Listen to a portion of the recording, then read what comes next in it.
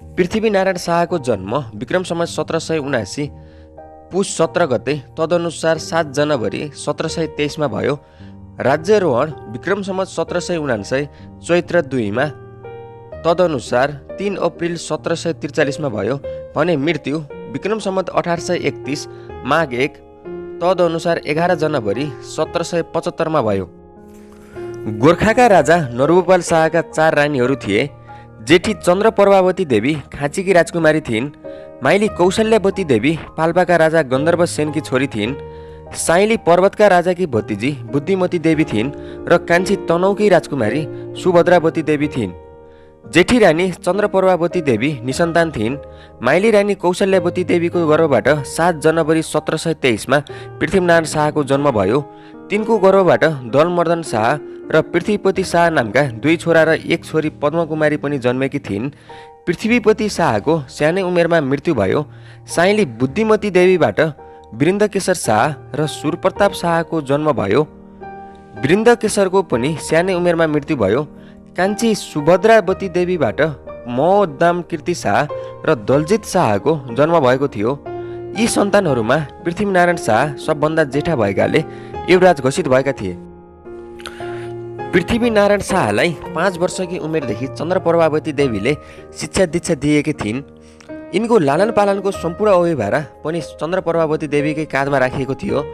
14 वर्षको उमेरमा पृथ्वीनारायण शाहको विवाह माणिके सेनका जेठा छोरा मकवानपुरका राजा हेमकर्ण सेनकी 12 वर्षकी छोरी इन्द्रकुमारीसँग भएको थियो।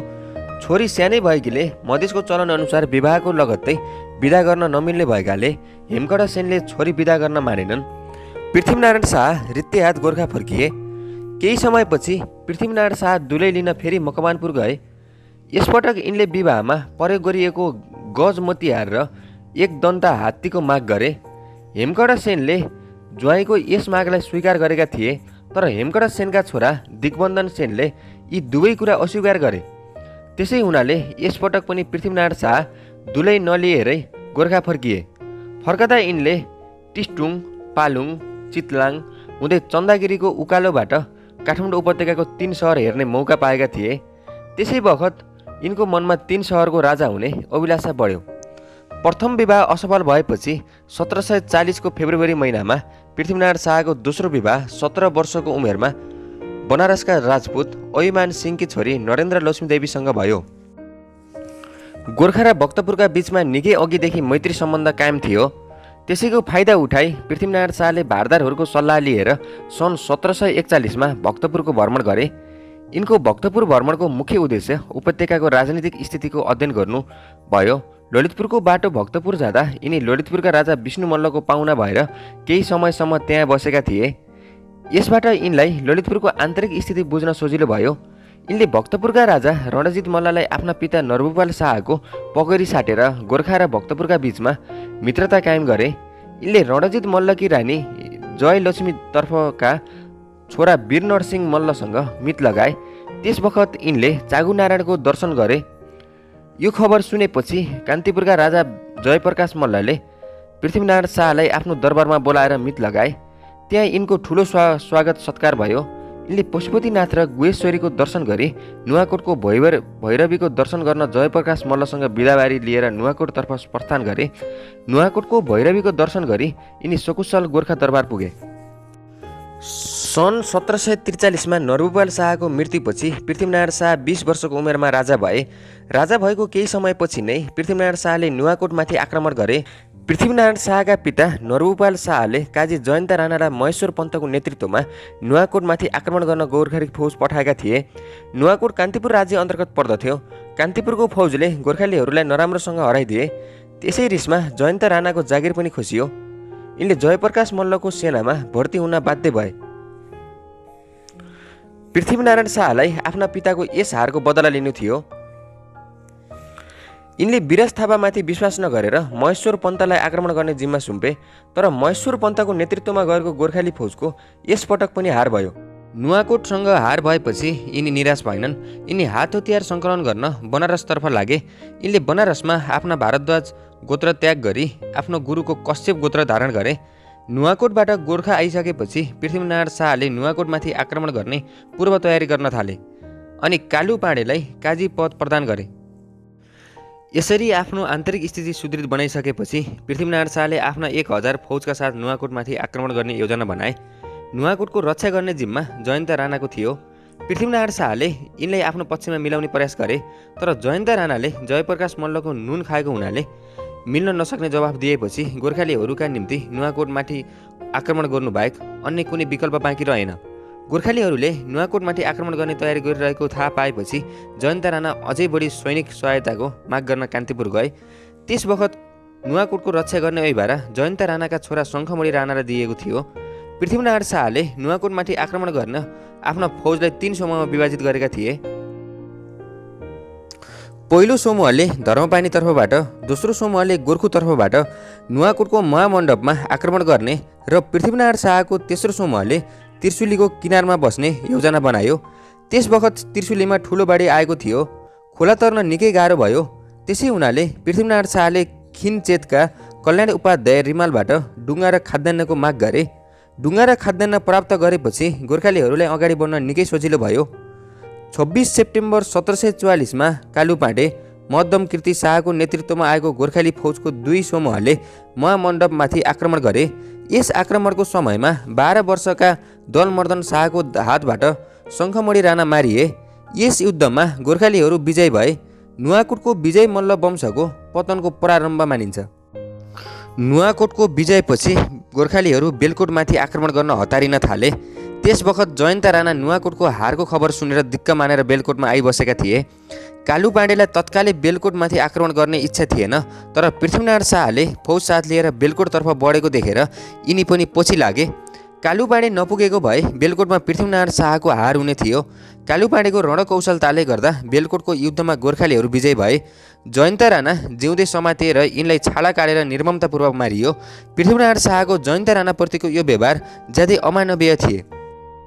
यस्तै गोर्खाली फौजले लामीडाँडा, दहचोक, नालदुम र दोलखामाथि अधिकार गर्दा 24 राज्यहरूलाई गोर्खामाथि आक्रमण गर्न सजिलो भएको थियो। 26 जुलाई 1755 मा गोर्खाली फौज र चौबिसीका बीचमा सिरान चोकमा घोर घमसान युद्ध भयो। यस युद्धमा दुवैतर्फको निकै क्षति भएको थियो।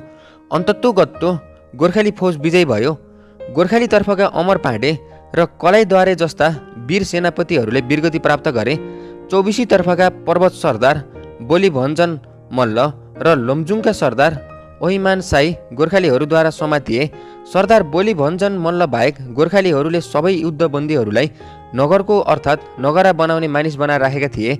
चौबिसी फौजहरूलाई बेइज्जती गर्ने उद्देश्यले यस्तो गरिएको थियो। सन् 1763 मा 24 राज्यहरूको संयुक्त फौजले गोर्खाको दक्षिण पश्चिमी भागमा आक्रमण गर्यो। त्यसबेला पृथ्वीनारायण शाह दहचोकबाट मकवानपुरको सुरक्षामा रहेका फौजलाई बङ्गाल र बिहारका नवाब मिर्का सिमका गुर्गिन खाँको नेतृत्वमा आएको फौजका विरुद्ध लड्न निर्देशन दिइरहेका थिए। चौबिसीहरूको यो आक्रमण अघिका युद्धभन्दा अझै बढी डरलाग्दो थियो। तैपनि पृथ्वीनारायण शाह यसबाट कति पनि आत्तिएनन्। यिनले गोर्खाका 12 वर्षदेखि 60 वर्षका सबै व्यक्तिहरूलाई युद्धका निम्ति परिचालन गरे। यिनले गोर्खाली फौजको नेतृत्व गर्ने जिम्मा मध्यम कीर्ति शाह र सुरप्रताप शाहलाई दिए। 20 मार्च 1763 मा लकाङ भन्ने ठाउँमा 24 राज्यहरूसँग गोर्खालीहरूका बीचमा युद्ध प्रारम्भ भयो। 24 फौज युद्धभूमि छोडेर भाग्यो। गोर्खाली फौजले लखेटेपछि धेरैजसो 24 सेना भाग्ने बाटो नपाई मर्साङमा डुबेर मरे। सन् 1766 मा 24हरूले तेस्रो पटक पुनः गोर्खामाथि आक्रमण गरे। पृथ्वीनारायण शाहले केयर सिंह बस्नेत, श्रीहर्ष पन्थ र वंशराज पाँडेको नेतृत्वमा पठाएको गोर्खाली फौजले विभिन्न युद्धहरूमा 24 फौजलाई परास्त गर्यो।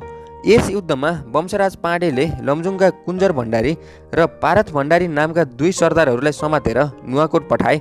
यसरी तेस्रो पटकको युद्धमा पनि चौबिसीहरूको पराजय भयो। सन् 1769 मा त्रिविक्रम सेनको देहान्त भएपछि चौबिसीहरूको संयुक्त आक्रमणको भावी योजनाको सधैँका निम्ति अन्त्य भयो। गोर्खाली फौजले दहचोक र लामी डाँडामा अधिकार गरेपछि कान्तिपुरको प्रवेशद्वारका रूपमा रहेको कीर्तिपुरमाथि अधिकार गर्नु आवश्यक थियो। यस कुरामा कालु पाँडे पनि सहमत थिए, तर यिनी कीर्तिपुरमाथि तत्कालै आक्रमण गरिहाल्न चाहँदैनथे। कीर्तिपुरमाथि आक्रमण गर्नु अघि विशेष तयारी गर्नुपर्ने आवश्यक थियो, तर पृथ्वीनारायण शाह कीर्तिपुरमाथि अधिकार गर्न हतारिएका थिए। त्यसैले यिनले कालु पाँडेलाई युद्धमा मर्न गाह्रो मान्दो रहेछस् भन्ने जवाब दिए। यो सुनेर कालुपाँडेको स्वाभिमानी हृदयमा ठुलो चोट लाग्यो। पृथ्वीनारायण शाहको हठको अगाडि यिनको केही जोड चलेन। यिनले बाध्य भएर युद्धका निम्ति तयारी गर्नु पर्यो। त्यस बखत कान्तिपुर, पाटन र भक्तपुरका राजाहरूमा मेलमिलाप थियो। यिनीहरूको मनमा कीर्तिपुरको रक्षा गर्नु सबैका निम्ति आवश्यक छ भन्ने लागेको थियो। त्यसै हुनाले कीर्तिपुरको रक्षा गर्न कान्तिपुरका राजा जयप्रकाश मल्ल, पाटनका राजा राज्यप्रकाश मल्ल र भक्तपुरका सरदारले आफ्ना फौजको नेतृत्व गर्दै अगाडि बढे। 28 मई 1757मा विजय दशमीको दिन शनिबार बिहान सबेरै गोर्खाली फौज र कीर्तिपुरको संयुक्त फौजका बीच बोल्खु खोलाको किनारमा 5 घण्टासम्म युद्ध भयो। त्यसै समयमा कालुपाँडेलाई तीर लाग्यो र उनी ढले। यिनले चाहेको भए यिनी बच्न सक्थे, तर यिनी आफूलाई मर्न गाह्रो लाग्दैन भन्ने प्रमाणित गर्न चाहन्थे। यिनले युद्धभूमिमा नै मर्ने अठोट गरे। असङ्ख्य तीरहरू आएर यिनका शरीरमा ओइरहन थाले। त्यसै गरी कालुपाँडेलाई बाँच्ने चाहना थिएन। अन्त्यमा यिनले मृत्युलाई स्वीकार गरे। कालुपाँडेले वीरगति प्राप्त गरेपछि गोर्खाली फौजको भागाभाग पर्यो। जयप्रकाश मल्लले कालुपाँडेको टाउको काटी लगेर ढाल, घुँडा र तरबार कीर्तिपुरको बाघ भैरव मन्दिरमा चढाइदिए। यस युद्धमा कालुपाँडे, चामु साइला, न्यून खान, लाटा खत्री समेत 400 भन्दा बढी गोर्खाली फौजको मृत्यु भयो। यस युद्धमा स्वयं पृथ्वीनारायण शाहको पनि ज्यान जान लागेको थियो। कालुपाँडेको मृत्युको खबरले पृथ्वीनारायण शाहलाई अत्यन्त दुखी तुल्यायो। यिनले कालुपाँडेका छोरा वंशराज पाण्डेलाई काजी पद प्रदान गरे। कान्तिपुरसँग सन्धि। तीनवटै राज्यहरूका बीचमा फाटो नल्याई उपत्यकालाई जित्न सकिँदैन भन्ने कुरामा पृथ्वीनारायण शाह विश्वस्त थिए। त्यसै हुनाले यिनले कान्तिपुरलाई आफ्नो पक्षमा मिलाउने प्रयास गरे। सन् 1757मा यिनले कान्तिपुरसँग सन्धि गरे। यस सन्धि अनुसार कान्तिपुरको टक गोर्खामा र गोर्खाको टक कान्तिपुरमा चलाउने, भोटमा शुद्ध चाँदीको टक दुवैले बराबर पठाउने र भोटबाट आएको सुन दुवैले बराबर बाँडेर लिने। कान्तिपुर र गोर्खा दुवैले भोटमा आफ्ना दूत वा वकिल राख्ने। गोर्खाले पाटन लिने र नालदुम कान्तिपुरलाई फर्काउने। गोर्खा र कान्तिपुरका एक अर्काका दूतहरू राख्ने। कान्तिपुरले नुवाकोटको बाटो भोटसँग व्यापार गर्न पाउने भन्ने कुरामा सहमति भयो। यस सन्धिबाट ललितपुर र भक्तपुर कान्तिपुरसँग रिसाए, तर यो सन्धि तत्कालीन राजनीतिक परिस्थिति प्रतिकूल भएको हुनाले प्रभावकारी हुन सकेन, किनभने पृथ्वीनारायण शाहको मूल उद्देश्य कान्तिपुर समेत उपत्यकाका तीनवटै राज्यलाई जित्नु थियो। सन्धि गरेर चुप लागेर बस्नु थिएन। यो सन्धि त केवल केही समयका लागि जयप्रकाश मल्ललाई आफ्नो विश्वासमा लिनका लागि गरिएको थियो। यसै विश्वासले गर्दा जयप्रकाश मल्लले पृथ्वीनारायण शाहलाई ललितपुरमाथि आक्रमण गर्ने सल्लाह दिएका थिए। यिनलाई गोर्खालीहरूले ललितपुर विजय गरेपछि आफूलाई पनि खतरा आइपर्ला भन्ने होसै थिएन। यसरी कीर्तिपुरको पहिलो लडाइँमा एक ढिक्का भएका उपत्यकाका यी तीन राजाहरू यस समयमा फेरि एकअर्काका विरोधी भए। यसरी उपत्यकाका राजाहरूलाई एकअर्काका विरोधी बनाउनमा पृथ्वीनारायण शाहको कूटनीतिले पनि ठुलो भूमिका निर्वाह गरेको थियो। यति मात्र होइन, पृथ्वीनारायण शाहले जयप्रकाश मल्लको दरबारमा फाटो ल्याउन अनेक कुटिल चाल चलेका थिए। यिनले जयप्रकाश मल्लकी आमा कुमुदनी मल्ल र दरबारियाहरूलाई झुटो पत्र लेखी जयप्रकाश मल्लको हात पर्ने गरी कान्तिपुर पठाए। उक्त पत्रमा जयप्रकाश मल्लका आमा कुमुदनी र दरबारियाहरूले गरेको सहयोगका निम्ति पुरस्कार दिने कुरा लेखिएको थियो। वास्तविक रूपमा कुमुदनी मल्ल र दरबारियाहरूले पृथ्वीनारायण शाहलाई यस्तो कुनै सहयोग गरेका थिएनन्। यो पत्र केवल जयप्रकाश मल्लको दरबारमा फाटो ल्याउनका निम्ति लेखिएको थियो। यस पत्रमा विश्वास गरेर जयप्रकाश मल्लको यस कामले कान्तिपुर दरबारमा ज्यादै नराम्रो प्रभाव पारेको थियो। यसले पृथ्वीनारायण शाहलाई भने फाइदा पुर्याएको थियो। पछि जयप्रकाश मल्लले पृथ्वीनारायण शाहको चालबाजी थाहा पाएर यिनले बडो पश्चाताप साथ आफ्नै आमा र दरबारियाहरूलाई कैदमुक्त गरे। कान्तिपुरसँग सन्धि गरेको केही समयपछि 1 जुलाई 1759मा पृथ्वीनारायण शाहले कान्तिपुर अन्तर्गत पर्ने शिवपुरी गढी र पछि भक्तपुर अन्तर्गत पर्ने काभ्रेपलाञ्चोक र चौकोटमाथि अधिकार गरे। कान्तिपुरको तिब्बतसँग गरिने सम्पूर्ण व्यापारको मूल केन्द्रका रूपमा रहेको नुवाकोट, नालदुम र महादेव पोखरी गोर्खालीहरूको नियन्त्रणमा रहेको हुनाले आर्थिक नाकाबन्दी गर्न सजिलो भयो। पृथ्वीनारायण शाहले आफ्ना सेनापति रामकृष्ण कुँवरलाई बनेपाबाट काठमाडौँमा हुन सक्ने व्यापारमाथि निगरानी राख्न आदेश दिएका थिए। यिनले आफ्ना सेनापतिहरूलाई आर्थिक नाकाबन्दी कडाइका साथ लागू गर्न आदेश दिएका थिए। उक्त आदेशमा कसैले आर्थिक नाकाबन्दीको पालन नगरेमा ब्राह्मण भएमा दाम्लाले बान्ने र अन्य जातका मानिस भएमा मृत्युदण्ड दिने कुरा उल्लेख गरिएको थियो। यस आदेशको उल्लङ्घन गर्दै केही व्यापारीहरूले मानिसको लासभित्र नुन हालेर उपत्यकामा नुनको चोरी पैठारी गरेका थिए। यसै गरी केही व्यापारीहरूले कपासको पनि चोरी पैठारी गर्दथे। गोर्खालीहरूले यसरी चोरी पैठारी गर्ने केही व्यापारीहरूलाई मृत्युदण्ड दिएका थिए। गोर्खालीहरूको आर्थिक नाकाबन्दीले गर्दा उपत्यकाको जनजीवन अस्तव्यस्त भयो। आवश्यक सामानको अभावमा समाजमा हाहाकार फैलिएको थियो। कपास र नुन जस्तो आवश्यक वस्तुको अभावमा मानिसको दिनचर्यामा प्रतिकूल असर परेको थियो। मुद्राको भाउ घटेर सामानको भाउ बढेको थियो। नुनको अभावमा मानिसहरू अरिनो खान बाध्य भएका थिए। यसरी खाद्य सामग्रीको अभावले गर्दा उपत्यकावासीहरूमा गोर्खालीहरूको उपत्यका अधिकार गरे हुने थियो भन्ने भावना जागृत हुन थाल्यो। ललितपुरवासीहरूले ललितपुरका राजा बन्न पृथ्वीनारायण शाहलाई निमन्त्रणा पनि पठाएका थिए। पृथ्वीनारायण शाहले उपत्यकाको गतिविधि बुझ्न प्रशस्त मात्रामा आफ्ना गुप्तचरहरू पठाएका थिए। यस्ता गुप्तचरहरूले मल्ल दरबारका केही भारदारहरूलाई जयप्रकाश मल्लका विरुद्ध भड्काउन पनि थालेका थिए। यो कुरा थाहा पाएपछि जयप्रकाश मल्लले यस्ता कुरा गुप्तचरहरूलाई मृत्युदण्ड पनि दिए। यस्ता गुप्तचरहरूमध्ये तुलाराम पाण्डेले जयप्रकाश मल्लको कैदबाट उम्केर ज्यान जोगाए। पृथ्वीनारायण शाहले आफूलाई बराबर ढोका दिने गरेकाले जयप्रकाश मल्लले त्यसको बदला लिन नुवाकोटका केही मानिसहरूलाई मिलाएर चिसापानीको जङ्गलमा प्रताप सिंहलाई शिकार खेल्ने बाहनामा ल्याएर पक्रने योजना बनाए। जयप्रकाश मल्लको यो योजना ललितपुरका एकजना काजीले पृथ्वीनारायण शाहलाई गुप्तचरलाई दिए। त्यस बखत पृथ्वीनारायण शाह दह चोकमा थिए। यिनका गुप्तचरले सबै कुरा भनेपछि प्रताप सिंह शाहलाई शिकार खेल्न जानबाट रोकियो। यस योजनामा लागेका केही जोइसीहरूलाई पृथ्वीनारायण शाहले दण्डित गरे र यिनीहरूलाई मर्यादामा ब्राह्मणहरूभन्दा तल झारिदिए। यसै समयदेखि जोइसीहरूलाई ब्राह्मणहरूभन्दा तल झारेको मानिन्छ। मकवानपुर विजय। सन् 1762 पृथ्वीनारायण शाहले आफ्ना चार भाइहरू मदम कीर्ति शाह, दलमर्दन शाह, दलजित शाह र सुरप्रताप शाहको नेतृत्वमा मकवानपुर विजय गर्न गोर्खाली फौज पठाए। यिनीहरूको सहयोगका निमित्त काजी वंशराज पाण्डे र सेनापति केयरसिंह बस्नेत पनि पठाइएका थिए। गोर्खाली फौजले मकवानपुरमाथि आक्रमण गर्यो। दुवैतर्फबाट घोर घमासान युद्ध भयो। अन्त्यमा गोर्खालीहरू विजय भए। मकवानपुरका राजा दिग्बन्धन सेन यिनका मन्त्री कनक सिंह बानिया भागेर मकवानपुरको अर्को किल्ला हरिहरपुर गढीमा गएर बसे। मकवानपुरको यस युद्धमा गोर्खालीहरूतर्फका 50 जना र मकवानपुरतर्फका 400 जवान मारिए। मकवानपुर विजय गरेपछि गोर्खाली फौजले कोट तिमाल र सिन्धुली गढीमाथि पनि आक्रमण गरे। त्यसपछि 4 अक्टोबर 1762 गोर्खाली फौजले दिग्बन्धन सेन र यिनका मन्त्री कनक सिंह बानिया बसेका हरिहरपुर गढीमाथि आक्रमण गर्यो। केही समयको घोर घमासानको युद्धपछि हरिहरपुर गढी पनि गोर्खालीहरूको कब्जामा आयो।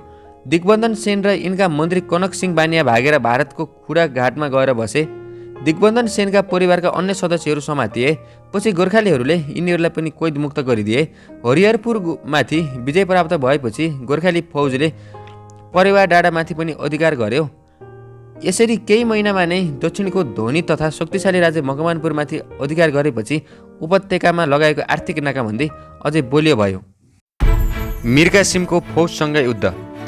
सन् 1763 जनवरीमा मिरकासिमले गुर्गिन खाँको नेतृत्वमा 25-30 हजार मुसलमानी फौज मकवानपुरमाथि आक्रमण गर्न खटाए। यस फौजले मकवानपुरको हर्मागढीमाथि अधिकार गर्यो। यो खबर सुनेपछि पृथ्वीनारायण शाहले वंशराज पाण्डे र करसिंह बस्नेतलाई हर्मागढीमा रहेका मुसलमानी फौजमाथि आक्रमण गर्न खटाए। यिनले पलाञ्चोकमा रहेका रामकृष्ण कुँवरलाई पनि उक्त गोर्खाली फौजमा सामेल हुन आदेश दिएका थिए। पृथ्वीनारायण शाहले आफ्ना सेनापतिहरूलाई मकवानपुरमा झारा फौज जम्मा गरी आक्रमण गर्न आदेश पनि दिएका थिए। 20 जनवरी 1763 गोर्खाली फौजले फेदीमा रहेका मुसलमानी फौजमाथि ढुङ्गामुढा हानेर आक्रमण गरे। यो आक्रमण बिहानदेखि रात पर्दासम्म जारी रह्यो। रातको बखतमा चारैतर्फबाट गोर्खाली फौजको आक्रमण भएपछि मुसलमानी फौजको भागाभाग भयो। यस युद्धमा 1700 मुसलमानी फौज मारिए। गोर्खालीहरूले यस युद्धमा मुसलमानहरूका 2 तोप, 500 बन्दुकका साथै अनेक साना ठुला हतियारहरू प्राप्त गरे। यी हतियारले पृथ्वीनारायण शाहले आफ्नो एकीकरणका भावी योजना सञ्चालन गर्न निकै ठुलो मद्दत मिलेको थियो। यस युद्धमा गोर्खालीहरूतर्फका नन्दु र आशा भण्डारी नामका 2 सैनिक अधिकारीका साथै 25-30 जना सैनिक जवान मारिएका थिए। कीर्तिपुरको दोस्रो युद्ध। 16 सेप्टेम्बर 1764 पृथ्वीनारायण शाहले सुरप्रताप शाह, दलजित शाह र श्रीहर्ष पन्थको नेतृत्वमा कीर्तिपुरमाथि दोस्रो पटक आक्रमण गर्न गोर्खाली फौज पठाए। यसपटक उपत्यकाको राजनीतिक अवस्था प्रथम पटकको आक्रमणभन्दा सर्वथा भिन्न थियो। त्यसैले यसपटक कान्तिपुर, भक्तपुर र पाटनका राजाहरू कीर्तिपुरलाई सहयोग गर्न आएनन्। कीर्तिपुर पाटन राज्य अन्तर्गत पर्दथ्यो। पाटनले कीर्तिपुरलाई सहयोग गर्नुपर्ने थियो, तर पाटनको राजगद्दीमा पृथ्वीनारायण शाहका भाइ दलमर्दन शाह बसेका हुनाले गोर्खालीहरूको विरुद्धमा कीर्तिपुरलाई सहयोग गर्ने कुरा आएन। अर्कातिर पाटनले कीर्तिपुरको सहयोग नगरेपछि कान्तिपुर र भक्तपुर पनि चुप लागेर बसे। त्यसै हुनाले कीर्तिपुरवासीले कसैको सहयोग बिना नै एक्लैले गोर्खाली फौजसँग युद्ध गर्ने अठोट गरे। यिनीहरूले कीर्तिपुरको गोपुर किल्लाको ढोका बन्द गरी अर्को ठाउँबाट गोर्खाली फौजमाथि ढुङ्गा मुडाएर काँड बर्साउन थाले। सुरप्रताप शाह भर्याङचौडी पर्खाल नागेर कीर्तिपुरको किल्लाभित्र पस्न प्रयास गर्दै थिए। यस्तैमा यिनको देब्रे आँखामा धनुको काँड लाग्यो। यिनी भर्याङबाट तल झरे। दलजित शाह पनि धनुको काँडले घाइते भए। आफ्ना सेनापतिहरू यसरी घाइते भएको देखि गोर्खाली फौज पनि यताउति भाग्न थाले। यसरी कीर्तिपुरको दोस्रो युद्धमा पनि गोर्खालीहरूको हार भएको थियो। कीर्तिपुरको तेस्रो युद्ध र विजय। दोस्रो पटक कीर्तिपुरको युद्धमा हार भए पनि पृथ्वीनारायण शाहले कीर्तिपुर विजय गर्ने इच्छालाई त्याग्न सकेनन्। तर यसपटक यिनले युद्ध गरेर कीर्तिपुरलाई विजय गर्ने इच्छा त्यागेर कूटनीतिबाट कीर्तिपुरलाई बसमा ल्याउने योजना गरे। यिनले चारैतर्फबाट कीर्तिपुरलाई गोर्खाली फौजद्वारा घेर्न लगाए। बाहिरबाट कुनै पनि वस्तु कीर्तिपुरभित्र पस्न दिनबाट निषेध गरियो। त्यस बखत कीर्तिपुरको छेउछाउबाट बाली भित्राउने समय थियो। यसरी गोर्खालीहरूबाट घेरिएपछि बाली भित्राउन पनि निकै गाह्रो भयो। कीर्तिपुरभित्र खाद्य सङ्कट चरम सीमामा पुग्यो। गोर्खालीहरूले यसलाई अझै सङ्कटग्रस्त बनाउन कीर्तिपुरभित्र लागेको पानीको कुलो पनि बन्द गरिदिए। यसले गर्दा कीर्तिपुरवासीहरूको जीवन अझै कष्टकर भयो। यस्तो परिस्थिति सन् 1767 कीर्तिपुरका धनवन्त काजीले गोर्खाली फौजको अगाडि आत्मसमर्पण गरे। यसरी युद्ध गरेर जित्न नसके पनि कूटनीतिको प्रयोग गरेर भए पनि गोर्खालीहरूले कीर्तिपुरमाथि विजय प्राप्त गरे। कीर्तिपुरमाथि विजय गर्न गोर्खालीहरूले दुई पटकसम्म युद्ध गरेर ठुलो क्षति भोग्नु परेकाले त्यसको रिसले पृथ्वीनारायण शाहले कीर्तिपुरका ठुल्ठुला भारदारहरूको नाक कान काट्ने आदेश दिए। विदेशी इतिहासकारहरूले यसरी नाक कान काटिनेहरूको सङ्ख्या निकै बढी भएको जनाएका छन्। यिनीहरूको विचारमा काखमा रहेको बच्चा र वृद्ध पनि यस दण्डबाट बच्न सकेनन्। त्यसैले कीर्तिपुरलाई नकटापुर भनिन्थ्यो। तर बाबुराम आचार्य र सूर्य विक्रम गेवाली जस्ता नेपाली इतिहासकारहरूले यस कुराको खण्डन गर्दै नाक कान काटिनेहरूको सङ्ख्या धेरै थोरै थियो भनी लेखेका छन्। जे भए पनि आफ्नो ठुलो धनजनको क्षतिबाट क्रुद्ध भएका पृथ्वीनारायण शाहले कीर्तिपुरवासीहरूलाई कडा दण्ड दिने आदेश दिएकै हुनुपर्दछ। कीर्तिपुर जित्ने प्रयासमा यिनले आफ्ना योग्य काजी कालु पाण्डेलाई गुमाउनु पर्यो भने आफ्ना भाइ सुरप्रताप शाह पनि कानो भए। त्यसैको प्रतिशोधमा युद्धमा संलग्न व्यक्तिहरूलाई दण्ड दिनु भनी न्यायसङ्गत थियो। तर क्रोधको आवेगमा निर्दोष व्यक्तिहरूलाई दण्ड दिनु बर्बर कार्य मान्न सकिन्छ। कान्तिपुरमाथि आक्रमण र विजय।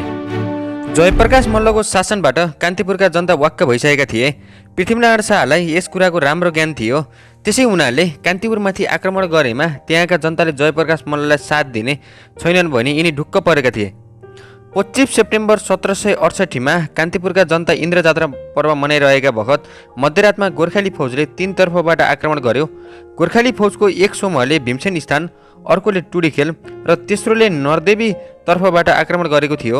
नरदेवी तर्फको फौजको नेतृत्व स्वयं पृथ्वीनारायण शाहले गरेका थिए। कान्तिपुरबाट बाहिर निस्कने दक्षिणतर्फको ढोका खुल्ला राखिएको थियो। त्यहाँ गोर्खाली सैनिक राखिएको थिएन। त्यसको मुख्य उद्देश्य युद्धको समयमा जयप्रकाश मल्ललाई भाग्ने अवसर प्रदान गर्नु थियो। नगरकोटे फौजसँग गोर्खाली फौजको सामान्य झडप भयो।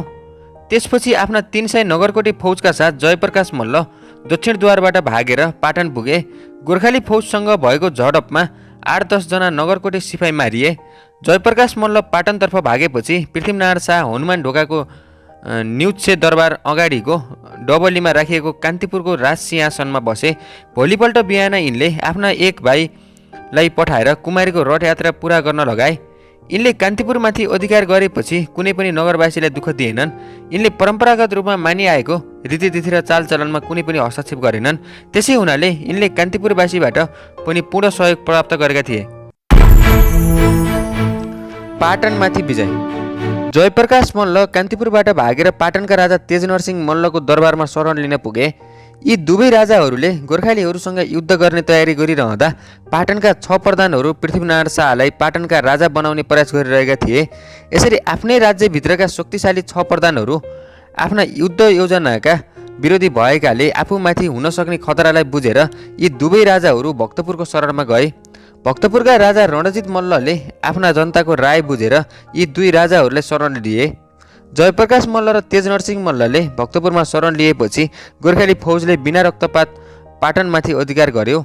6 अक्टोबर 1768 मा पृथ्वीनारायण शाहले पाटनको दरबारमा प्रवेश गरे। पाटनका 6 प्रधानहरूले यिनको ठुलो स्वागत गरे। पाटनका काजी धनवन्त पृथ्वीनारायण शाहलाई पाटनका राजा बनाउन सहयोग गरेकाले त्यहाँको हाकिम बनाइए। पृथ्वीनारायण शाहले पाटनका 6 प्रधानहरूलाई कान्तिपुर ल्याउन खोजेका थिए, तर यिनीहरूले आफूहरूमाथि हुन सक्ने खतरालाई विचार गरेर कान्तिपुर आउन मानेनन्। त्यसै हुनाले पृथ्वीनारायण शाहले यिनीहरूको सर्वस्व हरणका साथै मृत्युदण्ड दिने आदेश दिए। यी 6 प्रधानहरूमध्ये एकजना भाग्न सफल भएकाले बाँकी 5 जना प्रधानहरूले मृत्युदण्ड पाए।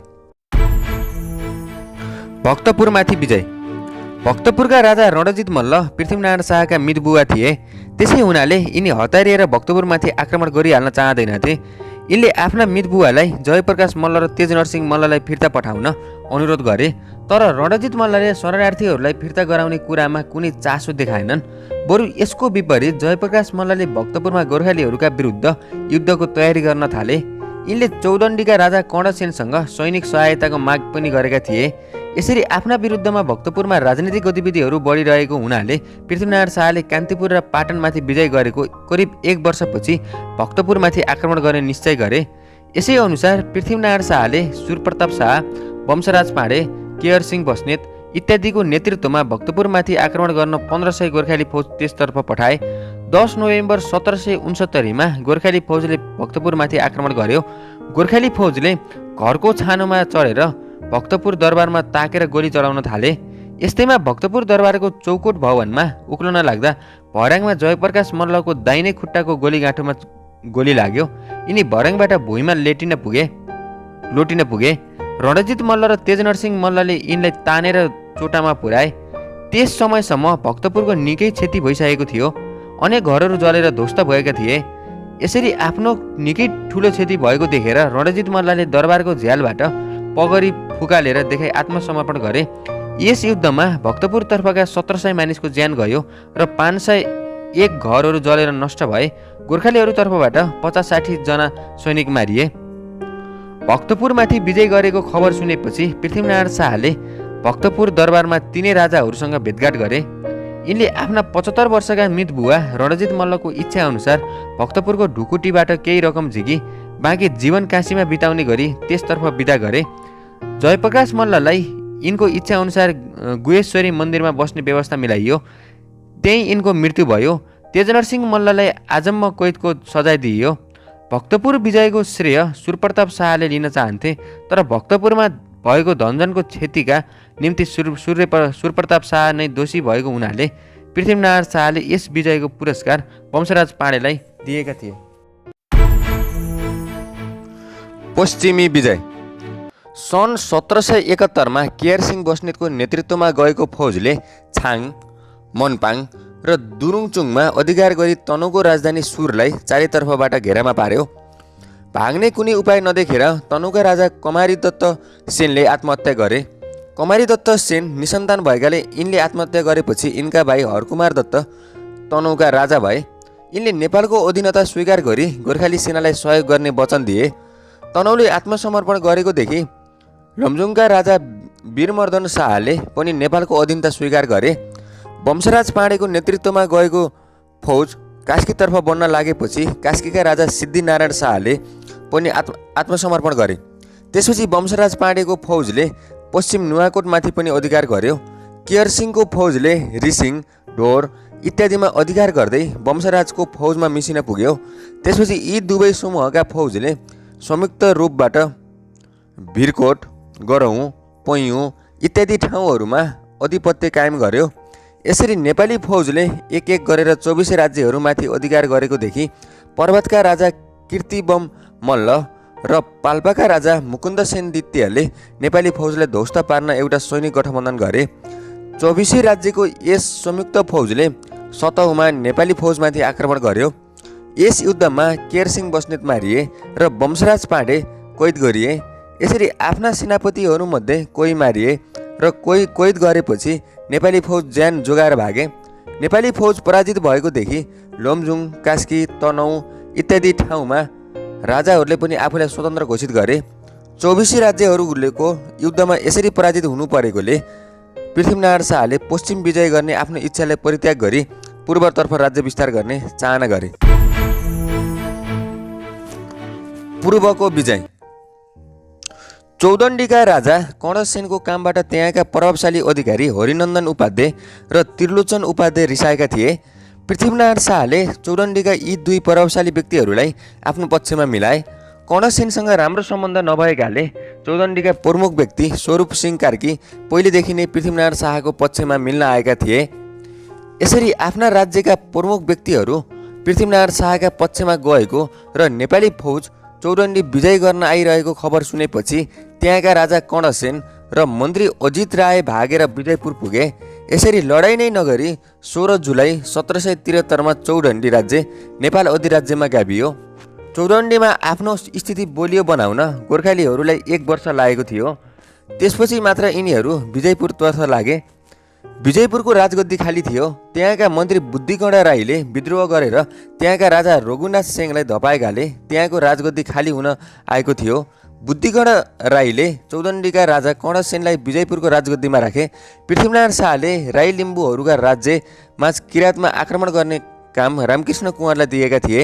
यिनले दुधकोशी पारीका सम्पूर्ण माझ किराँत र पल्लो किराँतलाई जितेर नेपाल अधिराज्यमा मिलाइदिए। 17 जुलाई 1774 नेपाली फौजले विजयपुरमाथि आक्रमण गर्यो। विजयपुरका राजा कर्णसेन र मन्त्री बुद्धिगणा राई आफ्ना दलबलसहित भागेर सिक्किमको शरणमा पुगे। नेपाली फौजले सजिलैसँग विजयपुरमाथि पनि अधिकार गर्यो। त्यसपछि नेपाली फौजले सुखिमका राजासँग सन्धि गरेर नेपालको पूर्वी सिमाना निर्धारण गरे। यस सन्धिपछि नेपालको पूर्वी सिमाना टिस्टा नदीसम्म पुग्यो। मृत्यु। पृथ्वीनारायण शाह एकपटक पुनः पश्चिमका राज्यहरूसँग शक्तिको परीक्षण गर्न चाहन्थे। यिनी पश्चिमका 24 राज्यहरूसँग युद्ध गर्ने तयारीको सिलसिलामा नुवाकोटमा आइबसेका थिए। त्यस्तैमा यिनी एकाएक अस्वस्थ भए। यिनलाई नुवाकोट नजिक देवीघाटमा ल्याइयो र त्यही 11 जनवरी 1775 को बिहान 52 वर्षको उमेरमा यिनको स्वर्गारोहण भयो। यसरी आफ्नो जीवनका 32 वर्ष युद्ध र सङ्घर्षमा व्यतीत गरेर राज्यको सुखभोगबाट नितान्त टाढा रहेर नेपाल आमाका सपुत पृथ्वीनारायण शाहले आफ्नो जीवनलाई सार्थक बनाउँदै संसारबाट बिदा लिए। हस् त, यहाँहरूलाई यो भिडियो कस्तो लाग्यो? जस्तो लाग्यो त्यस्तै प्रतिक्रिया दिन नभुल्नुहोला र यदि भिडियो मन परेमा च्यानल सब्स्क्राइब गरी नजिकैको बेल आइकनमा पनि क्लिक गरिदिनु होला। हस् त, धन्यवाद।